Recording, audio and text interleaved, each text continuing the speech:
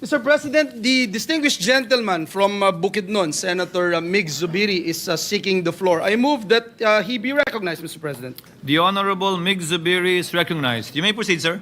Thank you very much, Mr. President. Mr. President, I would like to move to declare the position of the Senate President as vacant, Mr. President. Is there any objection? Hearing none, the motion is approved. Chair will suspend session and ask Senator Jingo Estrada to kindly ascend the rostrum and preside over the session. Senate session is suspended. Mr. President, at this juncture, may I now move that we proceed with the election of the President of the Senate and recognize the distinguished gentleman from Bukidnon, Senator Zubiri, for his nomination. So move, Mr. President. An objection? There being none, motion is approved. Maraming salamat, Mr. President. Mr. President, I have the honor of nominating Senator Vicente C. Soto III as Senate President. We already know him to be a leader of great integrity, as exemplified by his time as Vice Mayor of Quezon City, as Senate Majority Leader, as Senate Minority Leader, and of course, as Senate President. Having had the honor of working alongside him as his Majority Leader during the 17th and 18th Congress, I witnessed firsthand his peerless leadership and work ethic, and I can say with conviction that he has been nothing short of a reliable and trustworthy leader. As Senate President, he always led with fairness and transparency, and he led with an open ear and a decisive hand, ensuring unity and stability in the Senate at all times. Most importantly, he was a traditionalist in the very best sense of the word, consistently upholding the rules and traditions that protected the integrity of the Senate as the nation's last bastion of democracy.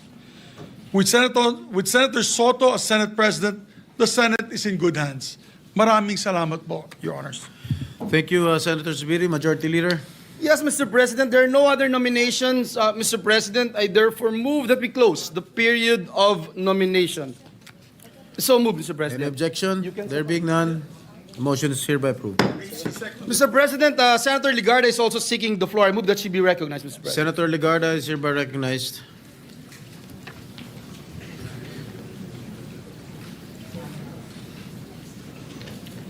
Thank you, Mr. President. Distinguished colleagues, the Filipino people have always looked to the Senate as a pillar of our democracy. In times of profound challenges, when our citizens yearn for clarity and wisdom, they expect us to steady the ship and steer it with a clear compass towards safer shores. They do not ask for eloquence alone, but for proof that we can all place country above self and that we can govern with discipline, foresight, and courage. Discipline to resist the distractions of partisanship and to keep public service anchored in principle. Foresight to craft laws that anticipate the future rather than merely react to crisis. And the courage to take the difficult but necessary decisions that secure the long-term welfare of our people, even when they come at significant political cost. Let me emphasize, leadership in this chamber is never a solitary duty. It is a shared guardianship of a trust that belongs to the Filipino people. The Senate at its finest when debate sharpens judgment and unity springs from conviction. This, I believe, is what Senator Vicente Tito Soto III embodies and why I rise in support of his nomination as Senate President. During my first term long ago, I served as Majority Leader while he was Minority Leader. I witnessed his respect for balance and fairness, ensuring that this chamber remained a forum of reason and accountability.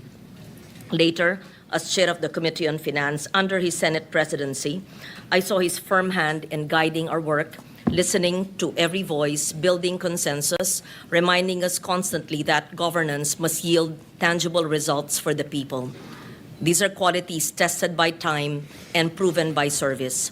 Senator Tito Soto commands respect through fairness, humility, and his ability to unite diverse voices. For these reasons, I second the nomination of Senator Vicente Soto III as Senate President.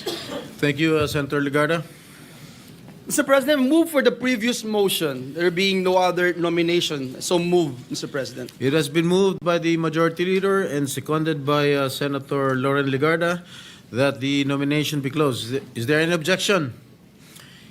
Hearing none, the motion is hereby approved. There being no other nominees, For the position, Senator Vicente Soto, the only nominee for the position of the Senate President, is hereby declared as the newly elected President of the Senate.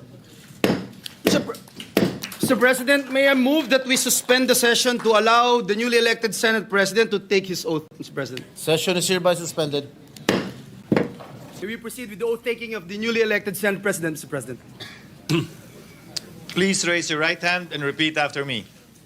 I, please state your name. I, Vicente C. Soto III, Having been elected to the position of Senate President, having been elected to the position of Senate President, do hereby solemnly swear do hereby solemnly swear that I will well and faithfully discharge, that I will well and faithfully discharge, to the best of my ability, to the best of my ability, the duties of my present position the duties of my present position, and of all others I may hereafter hold and of all others I may hereafter hold under the Republic of the Philippines. under the Republic of the Philippines, That I will support and defend the Constitution of the Philippines.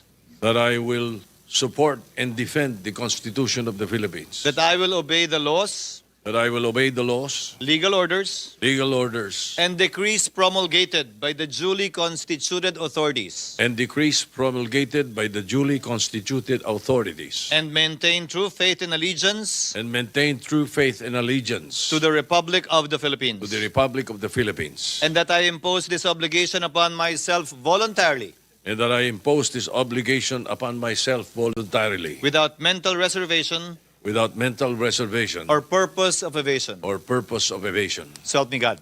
So help me God. Congratulations, citizen. Thank you, sir.